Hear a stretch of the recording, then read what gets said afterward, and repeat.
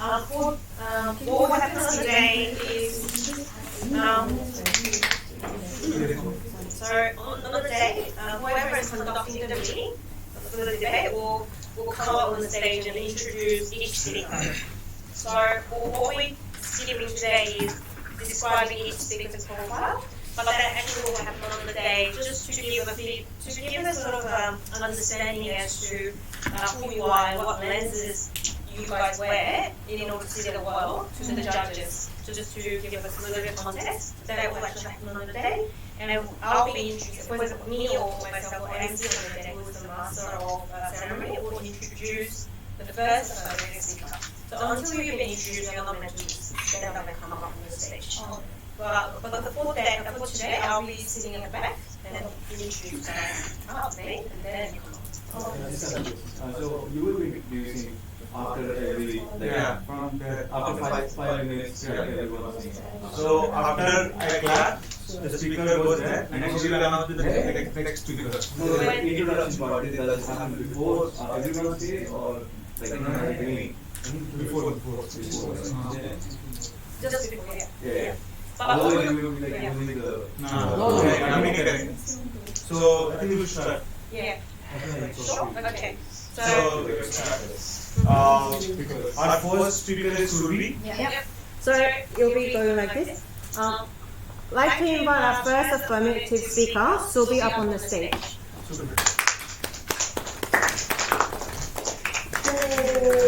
Okay, good evening everybody. I have to do, you guys will do the introduction and stuff, right? You don't have to introduce us. Nothing. Okay, so our team agrees with the topic that the Commonwealth government should allow an individual to practice euthanasia for themselves. We are defining the topic in the scope of voluntary euthanasia, which says that a particular person has the permission to make that choice for himself or herself to be euthanized. How does that happen? In that case, basically you go through 3 levels of approvement, where in the first 2 levels you give oral consent, and in the third level you give the written consent to the doctor to practice euthanasia for yourself. We believe that freedom of choice is something that the government gives to everybody. And in complete of that essence, it's most important to give that responsibility also to an individual. To do that, it's very important to empower an individual and allow them to take that decision for themselves when they are in that terminal state. And in this particular statement, we believe that the person is in a competent state to make that choice for himself or herself. So this is what we believe in, and we feel that the society should also empower an individual and should also empower their sentiments to take care of themselves in the terminal state. So how does it end? Yeah. So we have 5 minutes. Okay. I'll talk How more. much? 5 minutes. okay. How much time will be taking? It's 1 minute 18 seconds. Okay. So what happens in this case is you have different aspects to it. When we talk about freedom and responsibility, we say that we have the freedom of expression, we have the freedom of choice. When you are going to a terminal state, the freedom of ending your life is also something that people should respect. In Australian territory, there was this law which was legalized a few years back, and then the federal government overpowered it and it went again illegal.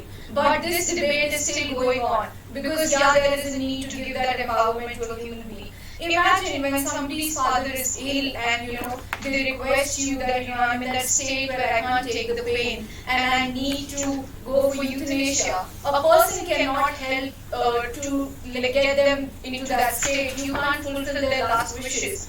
And by empowering an individual to do that, you're letting them get fulfilled with their last wishes. So I feel this is a very important topic to think about. If we don't believe in freedom of expression, what do we believe in as citizens? Then we have to question everything given in the Act 19 and 21 of the government. And this is a very sensitive topic. It's been going around. There are a lot of films which are projected in this area.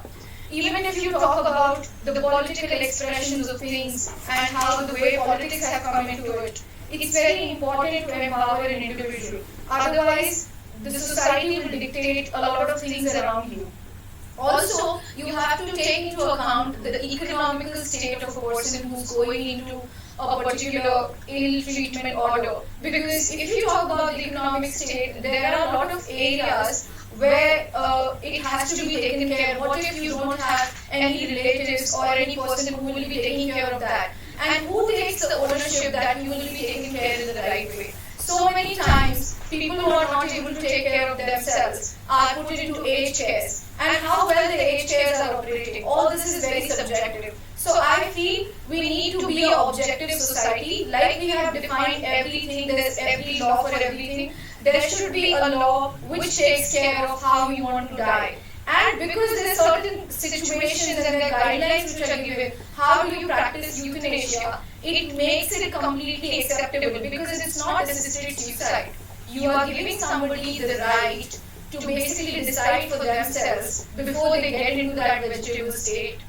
And that decision is something very important for you to live your life, because all this while you've been given the choice, the right to expression, the right to choose your food, the right to live your life in a certain way, the right to work or not to work, the right to be dependent or not to be dependent.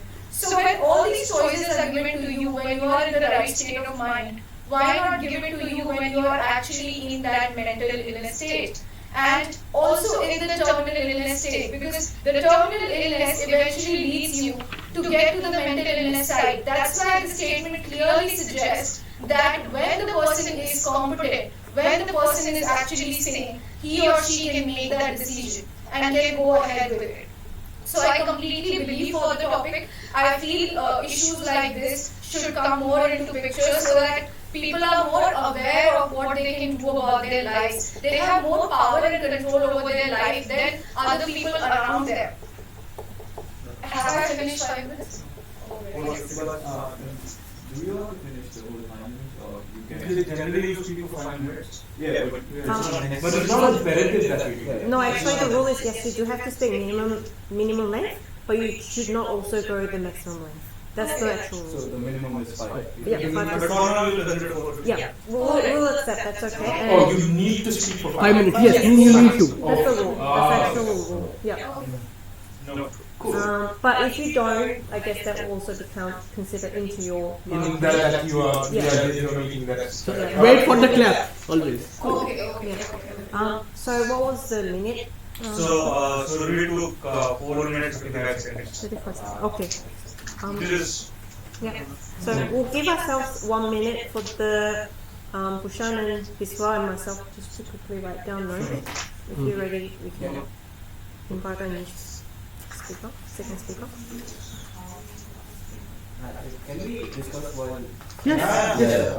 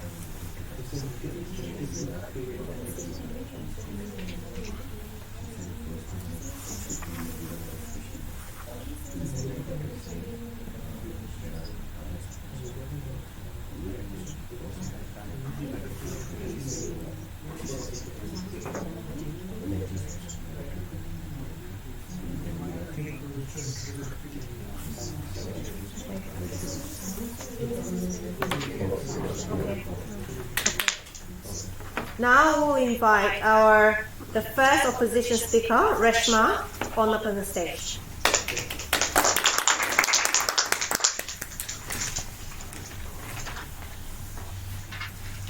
A great start by my competitor from the other team, but let me just jump straight into the argument.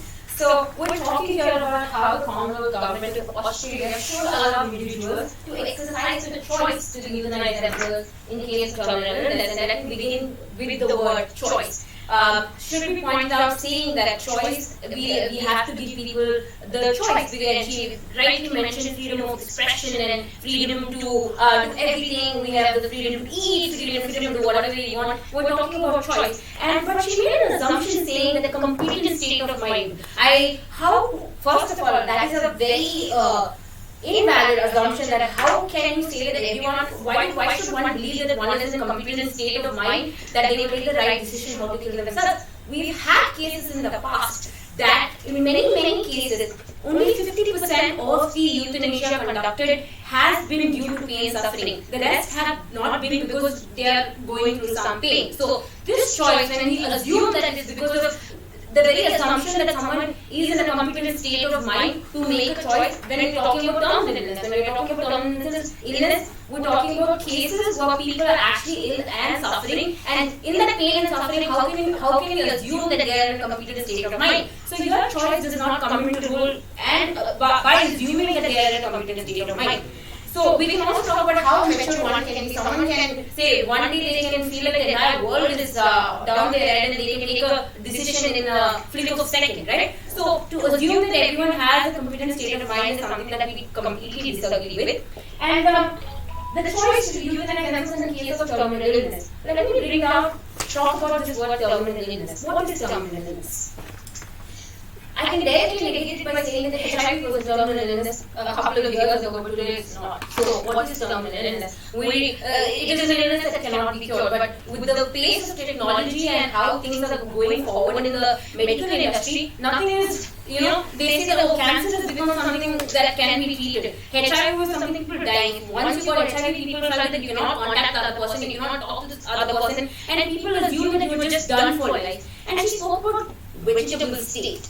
Terminal illness as a vegetative state. What do we mean by vegetative state? Here, one example that HIV was terminal illness but is not today, it explains that things change. Illness keeps changing as we progress.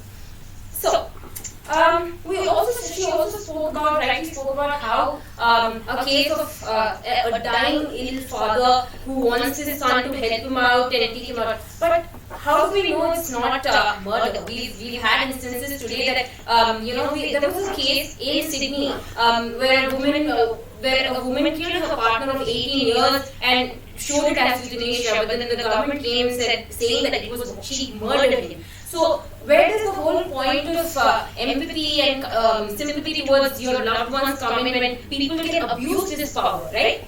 And freedom of expression, we also spoke about how this is a freedom that one has to take. Then when we have freedom of expression, why do we have laws which curb hate speech? Why do we have something called as hate speech in the first place if freedom of expression is supposed to be out there, right? So that's where the whole point of choice as well comes in.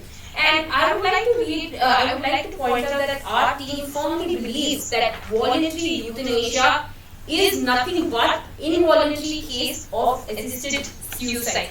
In Netherlands, the law started with terminal illness. It said that for people with terminal illness, euthanasia can be done. But today, that has come down to the age of 70. If you're over the age of 70, and if you feel that, I'm done, I don't want to live my life, you can take euthanasia. So then, what purpose does euthanasia serve if things are snowballing into, say, it is coming out of terminal illness to something where people of age of 70 can come into. So what is the guarantee that it will not come down to, say, people with 20 years can have, right? So that is the point that one needs to ponder on, and all of us need to ponder on. We've had instances in Australia and all across the world that people get access to these drugs, and we've had cases where people in their 20s and 30s have used these drugs and have died of overdosage. In the past 10 years, we've had reports in Netherlands which says that 51 people have died due to overdose of these drugs, and they've acquired the drugs illegally. So the whole point that we're trying to bring here is, one, when we talk about terminal illness has changed over the period of time.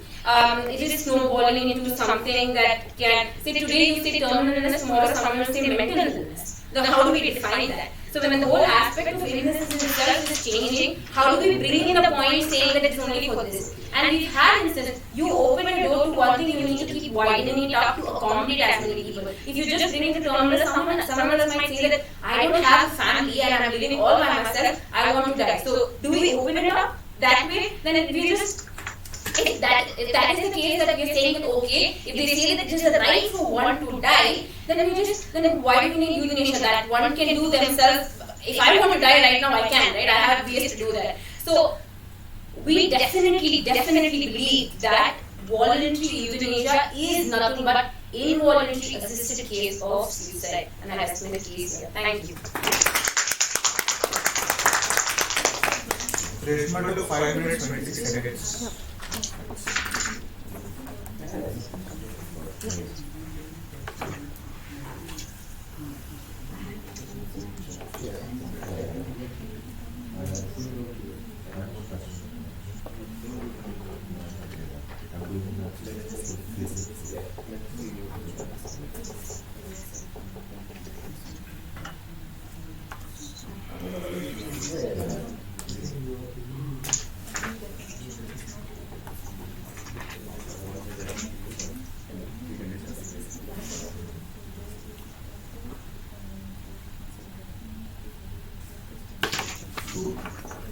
Yep.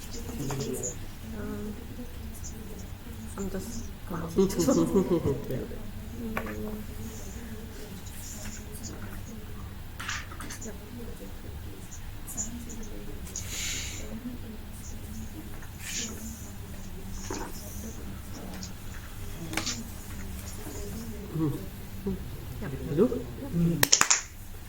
Now we invite our second affirmative speaker, Abhishek, on the stage.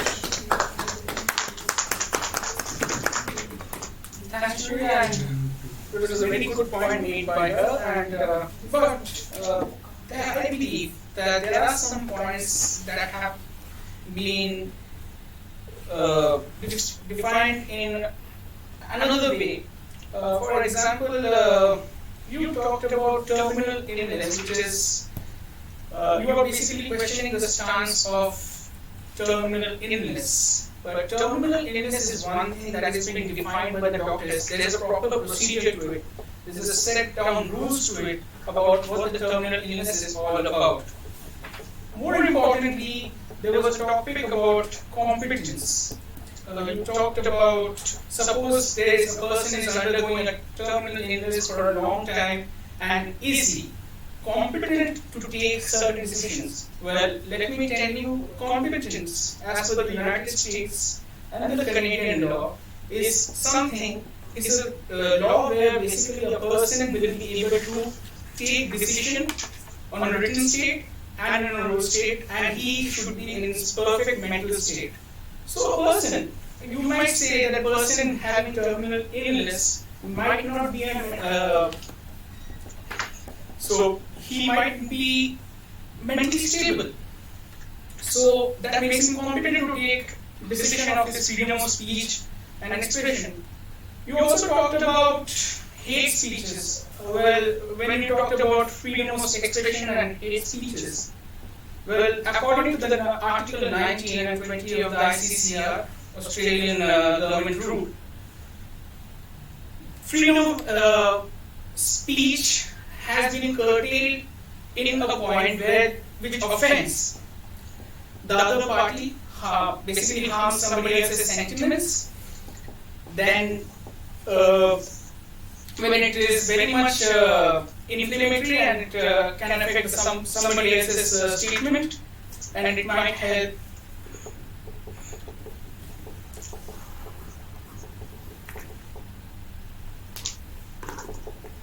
Yeah.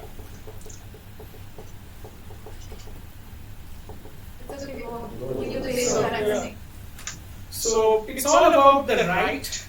The right comes with the duty, and as you rightly mentioned, that hate speeches does not fall under the freedom of expression, because as per the Article 19 and 20 of the Constitution, they say that the right of speech can be altered when you have some hate speeches, you have something else, some other features that might affect somebody, or some might hurt the sentiments of other people as well. So thereby I end my speech over here. How much? 3 minutes, 5 seconds. 3 minutes, 5 seconds. Okay.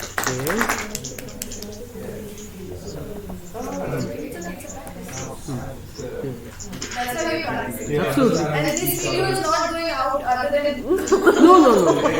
It will be only sent to you guys exclusively. Yes. we are very cool about it. We haven't actually signed an NDA. This is a breach of my choice. Okay. To take an NDA, not to take an NDA. That is the question. That is the question. Yeah. Okay. Alright. Okay. Very good. Do you want us to wait for you or Yes. or 2 minutes? Yeah, Okay. yeah, okay. We'll just have a 2 minute break. Yeah. Okay.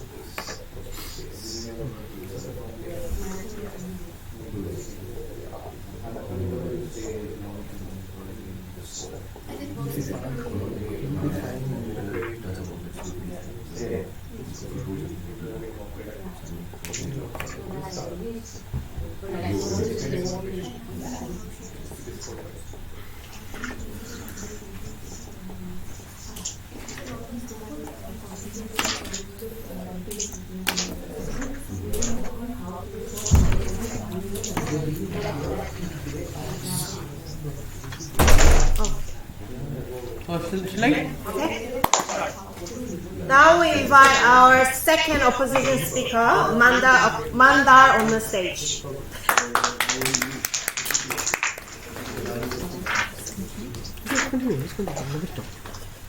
Just one No, minute. please. Will you be taking papers on that day? Yes. With us? You're allowed to? Small, check. You're definitely allowed to? Notes. Tomorrow, yes. But it should not, the main thing, it should not distract, like, I think he's believing. Oh, yeah. No, I'm just asking. No, that's okay. Yeah. You're Okay, so thanks Abhishek for the for the rebuttals, but I think you stirred to the hate speeches, which was just used as an analogy by my teammate. It was apple to pear comparison, apple to apple, and we went from apple to pear. So fine. As we already mentioned, that autonomy and choice are important, but they don't come without limits. So euthanasia was started in the Netherlands as a last resort to terminal illness, but now it's moving away from terminal illness to newborn children, mentally ill people, and at times, as she mentioned, old, like people who are aged, above 70. So one thing which Abhishek said I would like to mention is, how do you define terminal illness? Like, there are specialist bodies or organizations who do that. But there was a case with diabetes which was not a terminal illness, like the sugar levels were set between 150 to 180 some 30-40 years back. But now they have been reduced to 80 to 120. So this is becoming a cartel, $1 billion industry to create this diabetes as a terminal illness. So yes, I understand diabetes is a terminal illness, but you don't know what is the creation of the terminal illness related to. So cartelism happens because of this. Further, I would like to say there is one more point which should be mentioned about the law. So increased tolerance of transgressions in the society lead to an argument called as slippery slope. So what is slippery slope? What it says? It generally asserts that when a law is created, there are exceptions created for that law. And in future, these exceptions turn out to become unacceptable when the law was formed. Actually, they become unacceptable. So these things which go with laws, like we say there was surrogacy or surrogate mother was a very big thing, but eventually it turned into a tourism in India. So people from foreign or foreign nationalities coming in India, exploiting the poor people just for the sake of money, and then the mothers are not taken care of.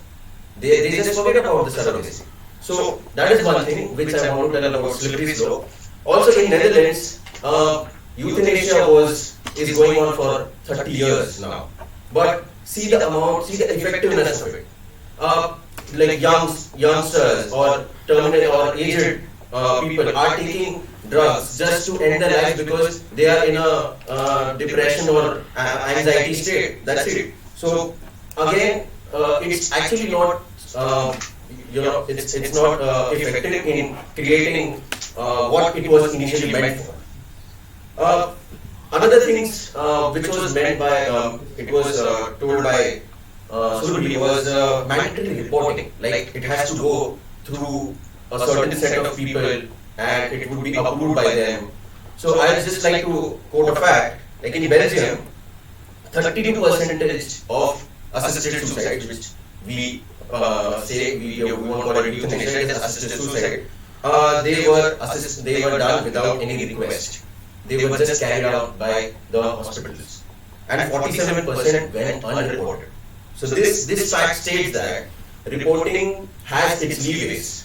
There will be fast track things like fast track panels set up. Then you will have premium customers. So all these are fringe effects of this the mandatory reporting thing. So again, it's not going to work.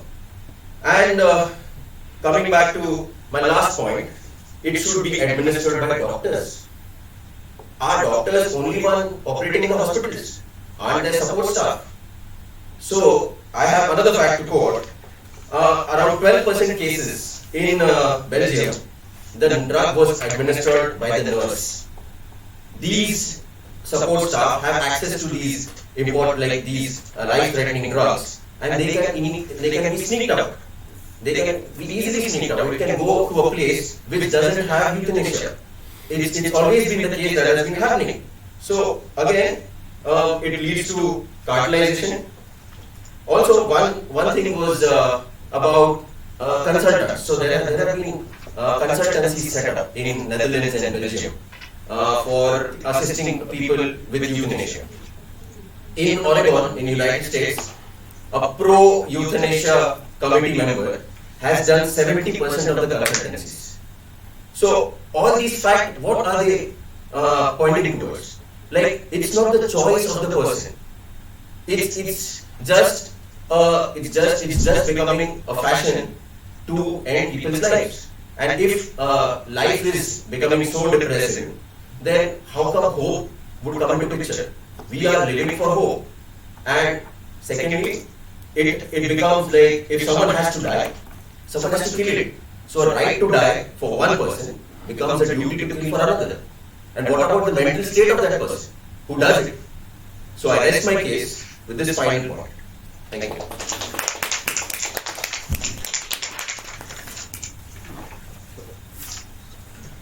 Mandara took 5 minutes 42 seconds.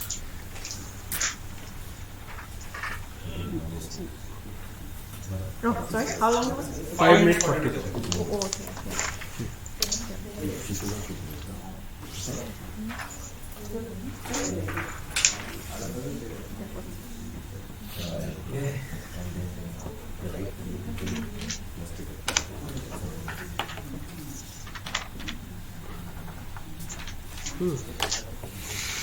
Yeah. Ready? Ready whenever you guys. Yeah, you can start. Yeah. Alright, thank you so much. Yeah, I'll introduce you first. Just, yeah. So that you on the actual day as well. So now invite our third affirmative speaker, Benedict, on the stage. Alright. Thank you so much, Sue, and thank you so much, Malad, for that, for those insights with respect to why we should not allow euthanasia. So, I think one thing that all of us need to be brought to a very important aspect is problem stating, just the definition. So, just with the definition, what does it say? It says the Australian government, that is the Commonwealth Government of Australia, should allow individuals to exercise the choice to euthanize themselves. Now, if you're going to talk about the aspect of assisted suicide, okay, when you're talking about that, it is not utilizing themselves because you are taking someone else's assistance. Okay, so, and the other thing is when you're looking at the definition of euthanasia, you're talking about person's competence, mental competence. Now, I do agree that there could be a bearing of terminal illness that could weaken a person's competence or mental competence. Okay, but if we were to be talking about that, then anything,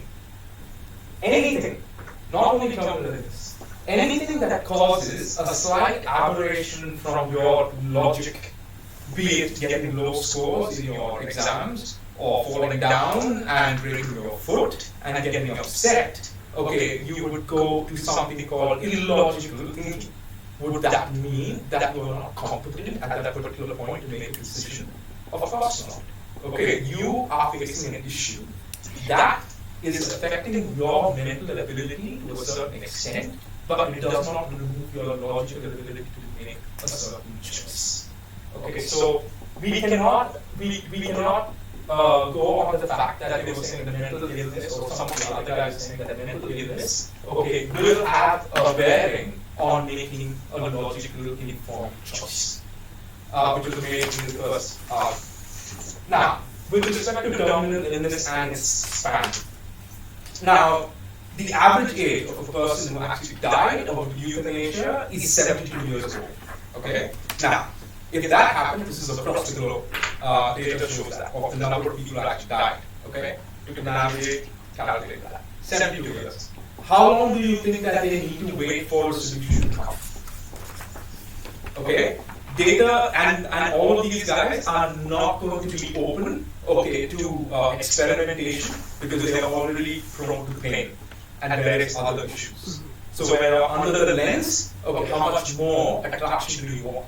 You are already in a critical state, a terminal state. You would want to spend time with your loved ones, not in a lab trying to figure out how to get myself resolved and having things programmed and brought into you. And that should also require consent. Will they have consent? You guys haven't defined that. So I'm not going to bring that. I've just understood that from your argument. Okay. Now, so again, the next thing is, we're talking about cartels and all of these things. See, again, you are bringing the point of, we are not talking about assisted suicide, doctor-assisted suicide, physician-assisted suicide. We're not talking about that. We are talking about just this, individuals and their choice. That's it. And are they competent or not? Okay, and should we allow these people who are competent to make the decision whether they should have the ability to have themselves euthanized. There is nothing about, okay, we cannot take into consideration. So remember this, that euthanasia, what we define as the topic in this particular case and defined here, is that a person has the right to do it. A person does not defer his right to another person in case he falls into a vegetative state or a terminal illness state, to commit, to allow that person to, authorize the doctor to commit euthanasia, or that person does not sign an agreement, okay, with the doctor saying that yes, okay, I allow this particular person to do it, or the doctor does it themselves. This is out of scope. It is not in the scope of this definition at all. So the opposition, I feel, is going out of scope in this definition. So please, I would really like to understand what is your definition when you say individual, because it's saying individuals exercise of choice. The choice I'm saying to do or not to do, not yes they have to do. Okay, themselves. That's it. I'm done. 5 minutes, 6 seconds. I just had one question. So the way it works is like, so now I have more than 7 minutes because I like No. It's not cumulative. It is lost if you don't use. It's not pro data or something. Keep on.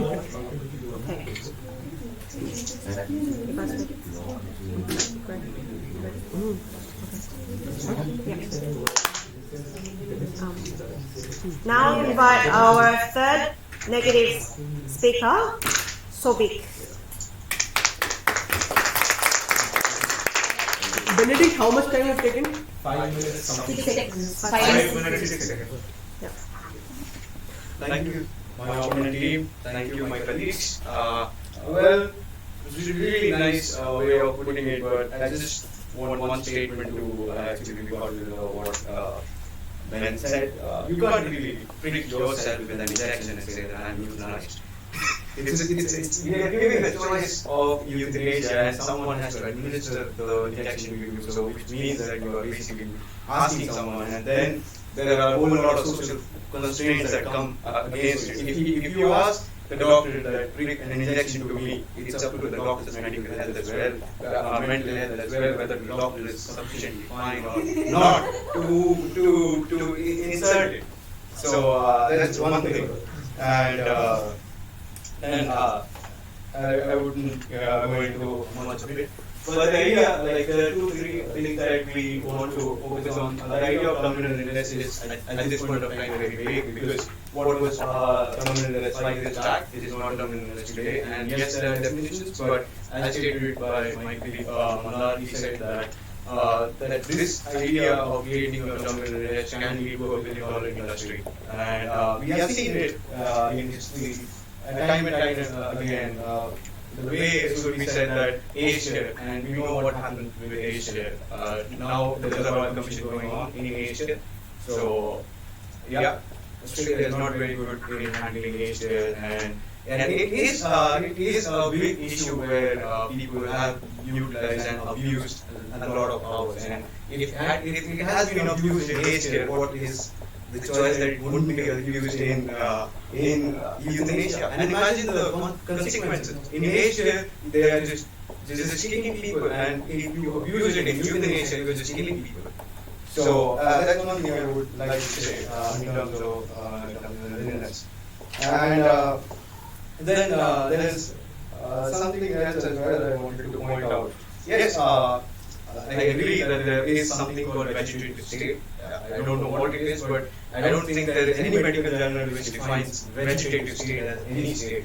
And we have seen it in several areas that in 2017 itself, there are almost 25 cases where people have come out of vegetative states. So what you are saying is basically kill a person on the basis of judgment of certain other people, saying that okay, you are in vegetative state. So you already killed 25 people on the basis of that.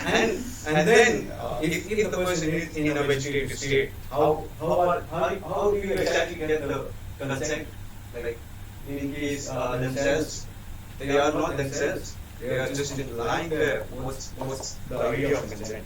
And even if I go out a little bit in from statement in terms of economics, so we stated that economics and political aspects come together. Yes, that's true, and that actually supports our idea. The idea that you are getting in euthanasia will create an industry which has a difference in variation and cost. Today, euthanasia would be free for you or some other people, and tomorrow a poor person can say that I am in a vegetative state or whatever state you want, like me, and say that I don't have the money to get euthanized. So it's a big inequality, and this will lead, as my colleague said, this will lead to a snowballing effect, saying that okay, there is a big political issue. Let's say euthanasia in our political agendas, and it's going to go down that same series, and we have seen it time and time again. And finally, if I want to end this with some statistics, Netherlands is one of the most technologically advanced countries, and it has the capabilities to handle euthanasia with a very less number of population as well. So we have in Netherlands, we have seen that only 50% of the total euthanized population is due to pain and suffering, and the rest 50% is out of loss of dignity. I don't know what that means, but that's what's stated. And if you are able to define loss of dignity, I would definitely accept your statement. But I would rest my case and would like to conclude saying, still continuing with the fact that there's nothing called assisted, there's nothing called euthanasia, involuntary euthanasia, but everything, like what we believe is it's an assisted suicide. And that's where I would like to conclude my statement. Thank you.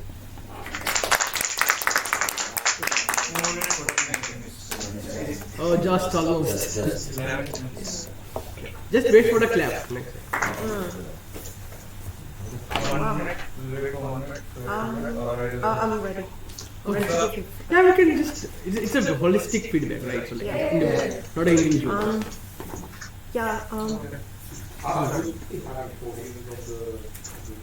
No. Just like you used to do presentation. Yeah, with nothing.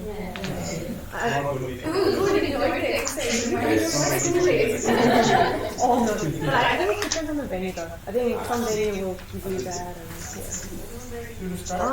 Yeah, so I'm actually happy to give feedback to everyone and imagine in the order of how you guys went.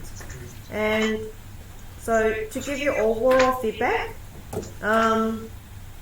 this is not to say like who did better in terms of the persuasion. I think both teams were very persuasive, but technically, what I did was just to give you an idea. I've been listing out your points. So I listed out your points, and I marked the cross as I go if the other side of the team were able to defend, and or were able to come up with a new idea, and I continuously do that.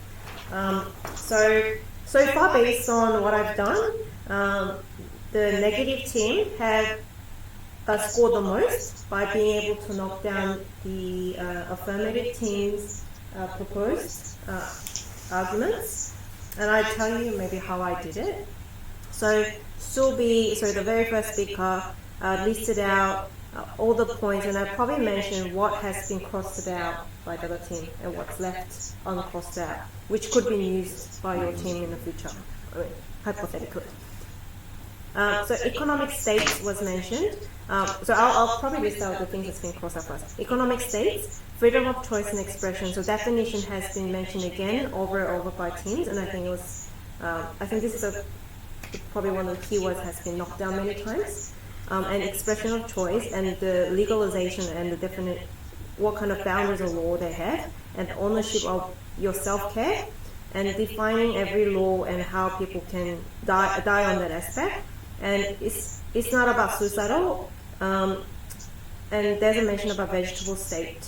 And why not give the choice when the person is in the right state of mind? Yeah, so those points all have been knocked down. Whether it's effectively, technically, persuasively, I cannot give you feedback to that level to length degree, because I think it's something that Randall or someone's really professional can do it. And there are points that very sensitive, consent having by giving doctor and giving responsibility of individuals, empowered, being objective. Those points actually left not as well knocked down. So those points could have been actually utilized more strongly as to what does it mean by a freedom of choice more in depth, though it was touched upon around. And then Reshma, the first opponent speaker, again mentioned the choice of incompetence instead of mind to knock down. So pretty much actually most of the points have been all ticked from your speech. So terminal illness, HIV is no longer terminal illness, vegetable state is illness of and what's curable and what's not. What can be misled in case of euthanasia, freedom of choice, why do we have hate speech law as an example? Not the time is in voluntary assisted death. So that was a new point that you have brought up at that point. And people access to drug overdose as an example and summary. So you summarize it and one of the point that has been knocked down clearly is involuntary suicide. I think that was knocked down by this team. And then Abhishek came up with a second affirmative speaker. Competency, you're trying to mention about competency enhanced speeches, and I understand it was a practice run, and I think it was quite complete in that aspect. But I just want to highlight what could have been done better in the future is for your part, for both of your part, the second position speaker is your last chance to be able to bring up a new idea. So you've got to use that point most effectively. So you really have to bring maximum. Yeah. So now, at the start of the thing, we were saying that new ideas should not be brought In the third speaker. In the third speaker. So you can bring new ideas into in the second speaker and the first. Yes. Yes.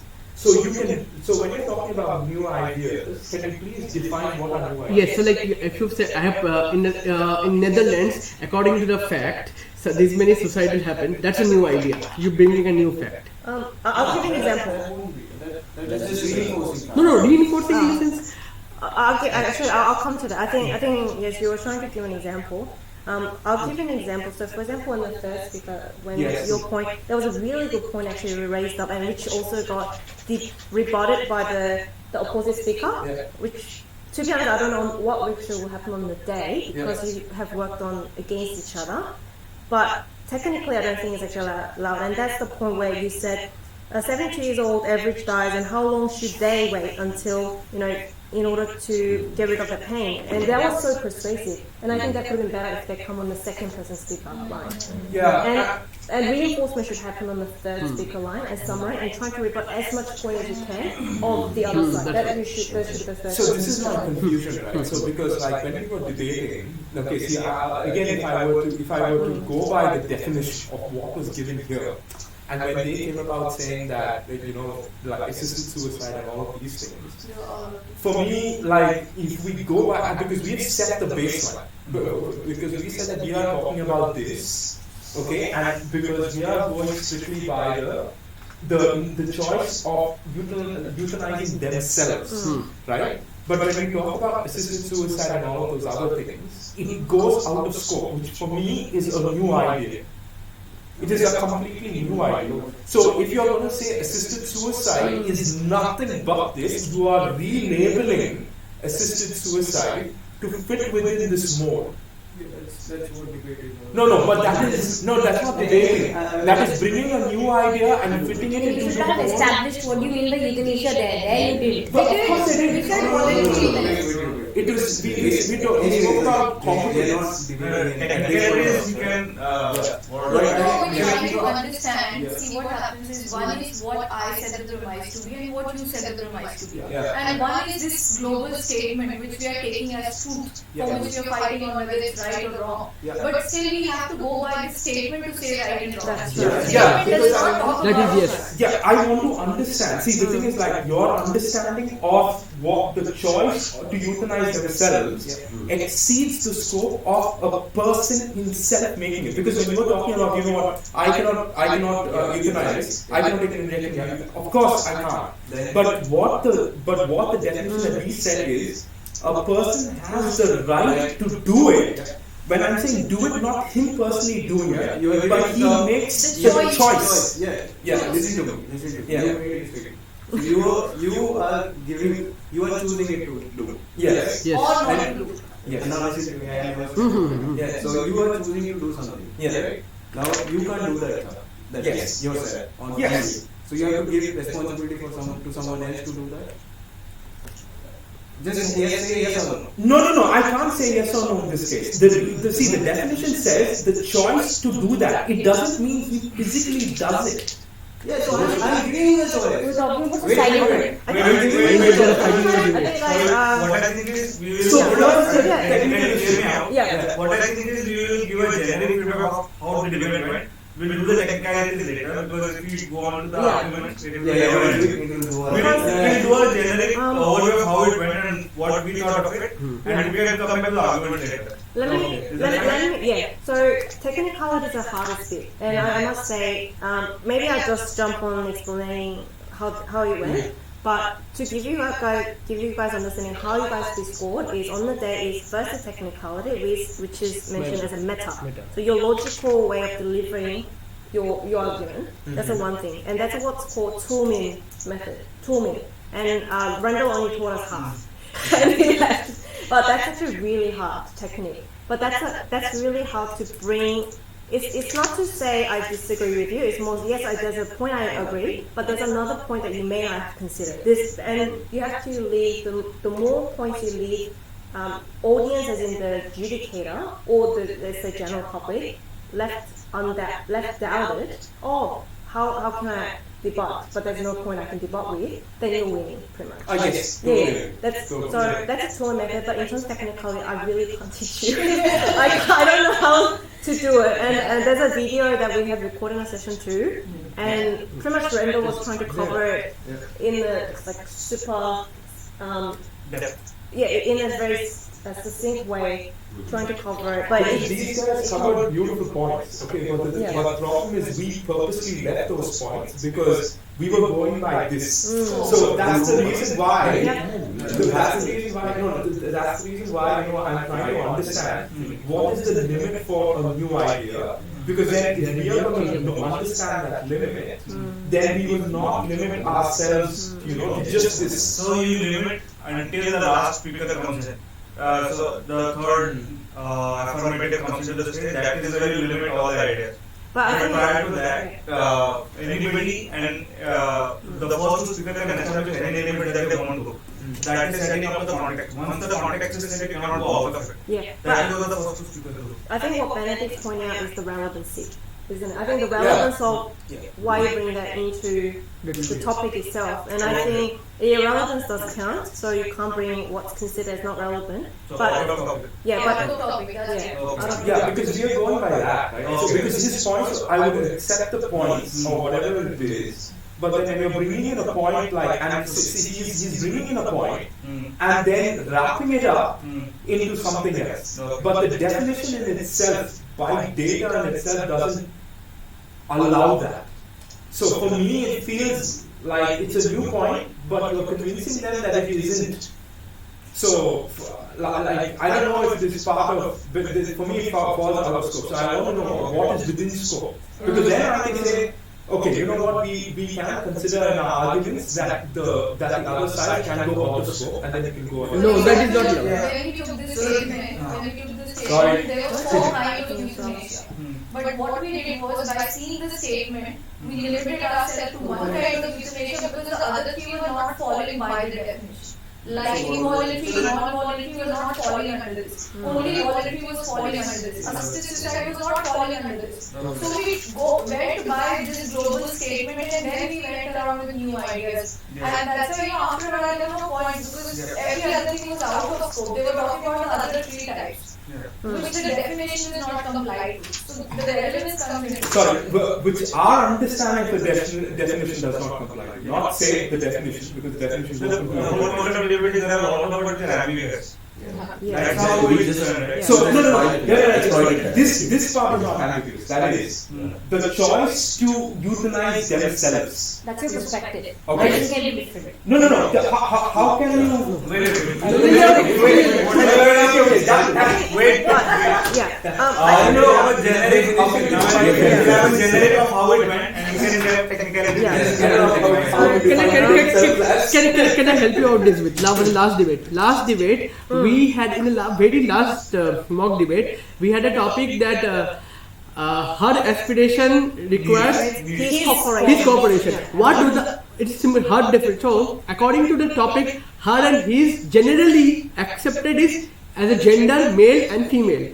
But yes, sex. But it's a more of a gender, but not a sex. But what the other team did, they defined that statement and said he can be female, he can be male. If you say the FMT, you know. But that is generally not accepted. Exactly. So that's my point. That's my point. Okay. Yeah. So it's very, very important because that was where the line was crossed, and we were like, oh, okay, now we're good. Okay. I think we got the point. I think you actually rightly mentioned. Actually, I'll highlight here. So let me just reconvene from the point where Abhishek's feedback that I like to give. So yeah, this is a point where you should have brought as much point as possible. If you're almost to your last chance, as in your team, and then there was no rebut done effectively against the first speaker, but I understand that's okay. And neither you have reaffirmed your affirmative side's point either. And just one thing to be very clear on the day: do not call by someone as a you, because just call by as a team. And make sure you do not come across as a personal attack. This is an idea attack, but like not a personal attack.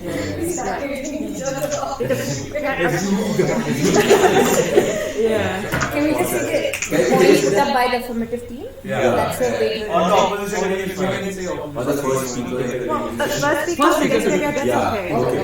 Not the Abhishek did like that. Yeah, I mean, even if you were to mention name, that's okay. But just do not come across as aggressively. They say that. Yeah, but there's a difference of saying, oh, this person, things like that, or like that. That's a bit different. Don't make it as your identity becomes suddenly, that by what the person just said. Yeah. It's just, yeah. Okay. Okay. That's all. I want to cover Manda and then Benedict and Subic. Just finally, yeah. So for Manda, you have successfully used the point autonomy and choice without a limit. I think that was very effective. And you were able to bring up a new point, which is by then if using euthanasia and terminal illness, and who is defining it. And I think that was a good point, which the opponent side couldn't rebut. Transition of law, that was used, and using slippery slope and exceptions of loophole, that was used well against the very first speaker Sulby's point about the law and legalization. And also it was very persuasive that you have used turning into tourism and giving example of surrogacy.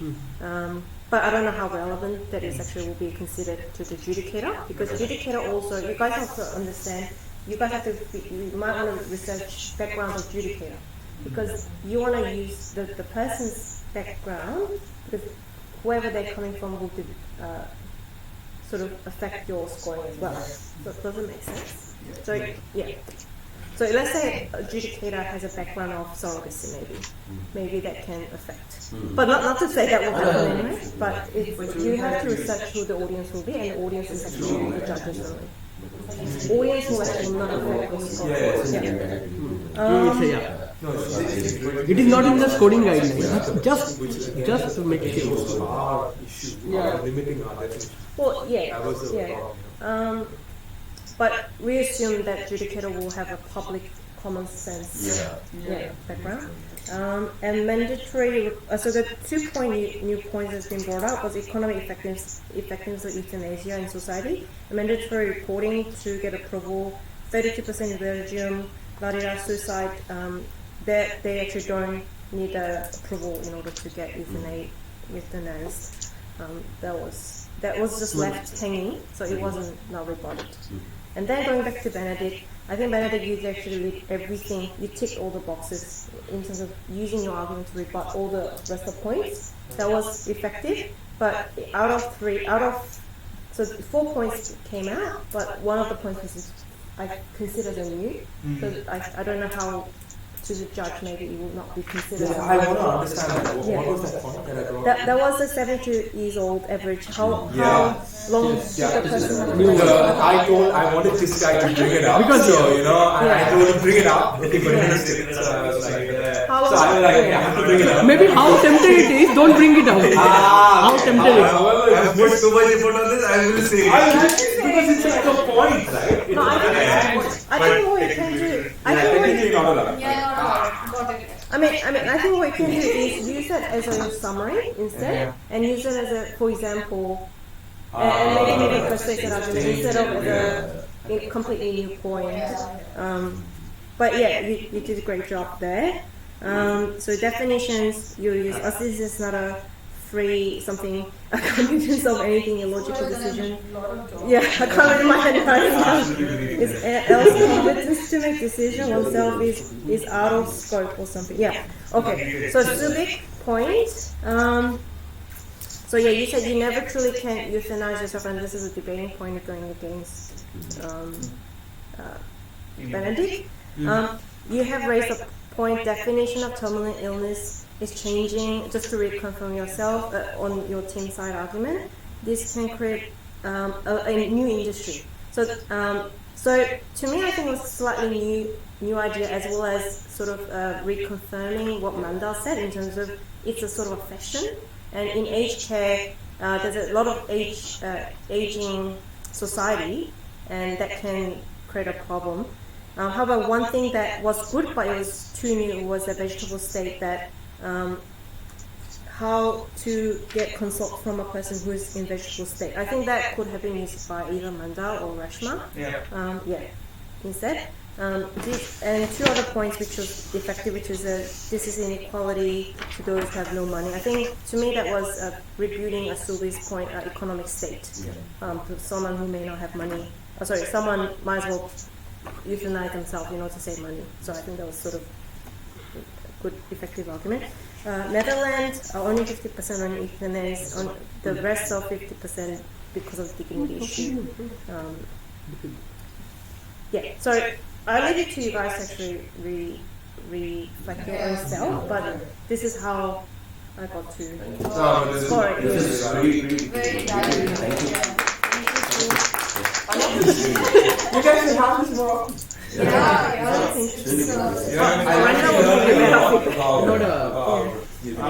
was more of a manner and a method, not a manner, not a method. She has already completed a manner, so I don't have anything to comment on it. Technical aspect, I will go one by one.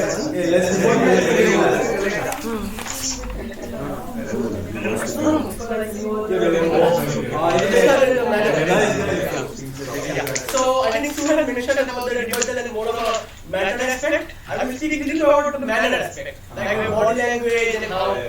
So first is Surbi. So Surbi, very good voice. We can hear all. Okay. What I like you to be. Can you tell me one thing first? Where are you looking when you're speaking? I think I was looking there. Straight. Only straight. Okay. Be more. Yeah.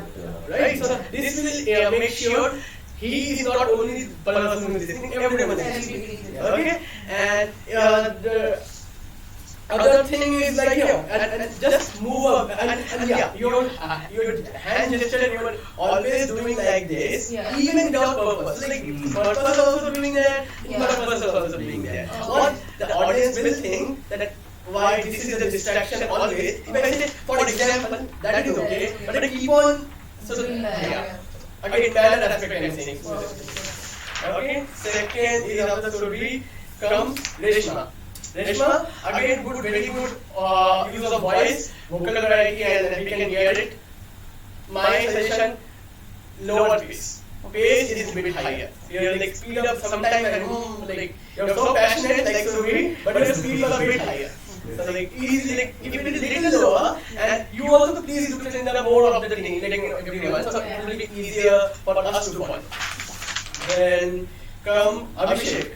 Abhishek, same example, you are sometimes looking in the down. Again, ideas doesn't come from the down. Though it may think you are taking, but audience will think we are not connected. Your floor is the audience. Right? So if you like look at sometimes we feel intimidated looking at some person. So like, but what we can do instead, if I trick, so like Benedict is there and there's Abhishek, I will look in the middle. So if you look in the middle, both of you looking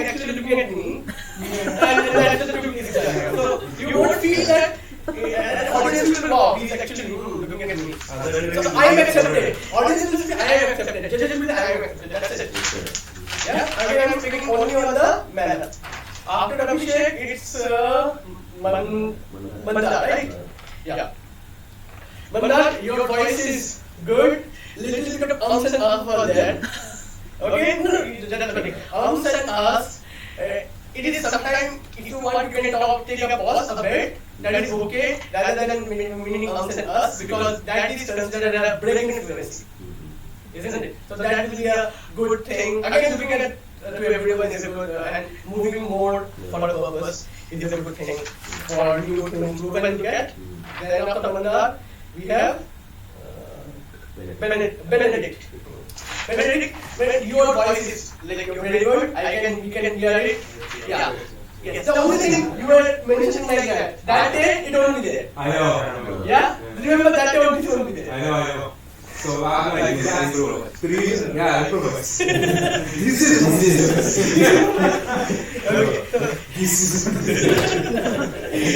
So you have to make sure how to bring that thing with your speech. Okay? Now, Solvit. Again, buddy, your voice is good. I can hear. And we can hear over that. Slightly move with the purpose again to connect more people, look at more people, and it will be again more two directional. So that is my pointer for the multi-channel aspect of all the thing. Thank you. This one covered most of it. I just covered like the general aspect of it and what I think could improve.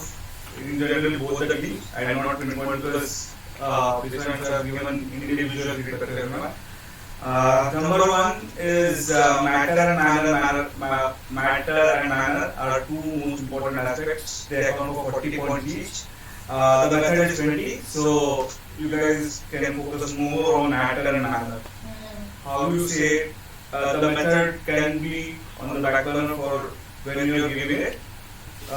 Second thing is the difference that I found within both the teams is the use of notes.